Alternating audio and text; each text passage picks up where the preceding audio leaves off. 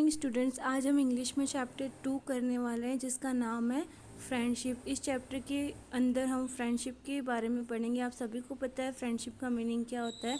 Friendship यानी होती है दोस्ती। यूनिट 2 दिया हुआ है हमें फ्रेंडशिप। एक्टिविटी 1 करेंगे। सबसे पहले हमें इसमें प्री टास्क दिया हुआ है, वो करना है। There are many poems and stories on the virtue of friendship, यानी कि फ्रेंडशिप के ऊपर बहुत सारी पोएम्स दी हुई है, बहुत सारी स्टोरीज दी हुई है, जिससे हमें पता चलता है कि फ्रेंडशिप एक बहुत ही इम्पॉर्टेंट है हमारी लाइफ में। Friendship is one of those things that makes even a poor person rich and a sad person happy, यानी कि फ्रेंडशिप एक ऐसी चीज़ है जो एक पुअर पर्सन को यानी कि गरीब पर्सन को क्या बनाती है, रिच बनाती है, और एक सैड पर्सन को क्या बनाती है, हैप्पी, यानी कि गरीब इंसान को अमीर बनाती है और दुखी इंसान को क्या बनाती है, हैप्पी बनाती है। Read and enjoy the following poem on friendship, और हमें यहाँ पे जो पोएम फ्रेंडशिप के ऊपर दी हुई है उसे हमें रीड करना है और इन्जॉय करना है, और हम इस पोएम को समझेंगे। पोएम का नेम क्या है? The arrow and the song. Poem का नाम क्या दिया हुआ है यहाँ पे? एरो एंड द सॉन्ग, यानी कि एक एरो और एक सॉन्ग के ऊपर ये पोएम है, जिसके थ्रू हमें कवि किसका मीनिंग समझाना चाहता है? फ्रेंडशिप का मीनिंग समझाना चाहता है। नेक्स्ट हमें दिया हुआ है आई shot an arrow into the air. कवि इस फर्स्ट स्टेंजा में कहना चाहते हैं कि मैंने हवा में एक तीर छोड़ा। It fell to earth. Fell यानी होता है गिरना, वो कहाँ पर जाके गिरा? अर्थ के ऊपर, यानी कि ज़मीन के ऊपर गिरा। I knew not where. मुझे नहीं पता कि वो कहाँ गिरा। For so swiftly it flew, यानी कि वो इतनी तेज़ी से गया। द साइट, यानी कि वह इतनी तेज़ी से गया कि उसकी जो साइट थी यानी कि वो पूरी की पूरी गायब हो गई। Could not follow it in its flight, और मैं उसकी जो फ्लाइट है यानी कि जो जैसे ही हवा में वो तीर गया मैं उसको भी नहीं देख पाया। नेक्स्ट है I breathe a song into the air. मैंने हवा में एक सॉन्ग गाया था। It fell to earth. वो कहाँ पर जाकर गिरा?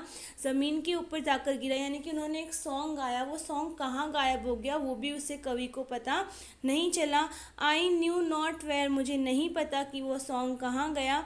For who has sight so keen and strong. उसकी जो साइट थी वो बहुत ही ज़्यादा कीन एंड स्ट्रॉन्ग थी, यानी कि बहुत ही ज़्यादा शार्प था, लेकिन वो कहाँ गायब हो गया वो भी कवि को नहीं पता चला। That it can follow the flight of song.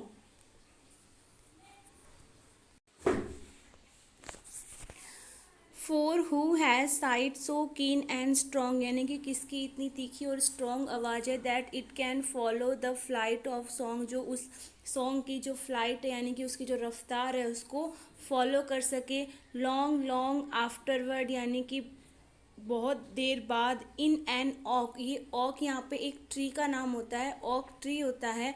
I found the arrow. बहुत देर बाद कवि को वो एरो कहाँ पर मिला? एक ऑक ट्री पर मिला।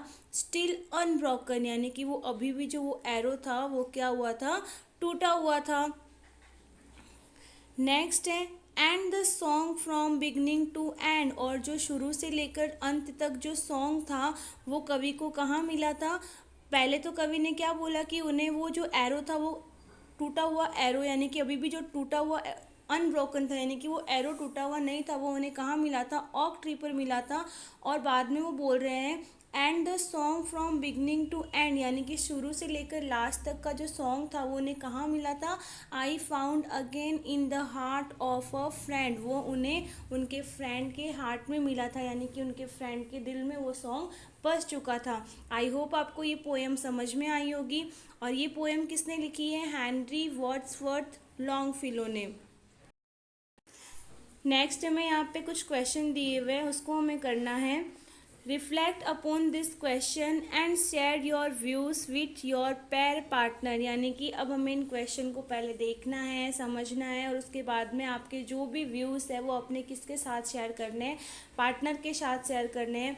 फर्स्ट नंबर का क्वेश्चन है what is talk about mainly in the first stanza, यानी कि फर्स्ट जो पैराग्राफ था, जो स्टैंजा था पोएम का, उसमें कवि क्या कहना चाहता था। तो कवि ने क्या किया था उस फर्स्ट स्टैंजा में, पहले उन्होंने एक हवा में एक तीर छोड़ा था और वो तीर कहाँ जाकर गिरा कवि को भी नहीं पता था।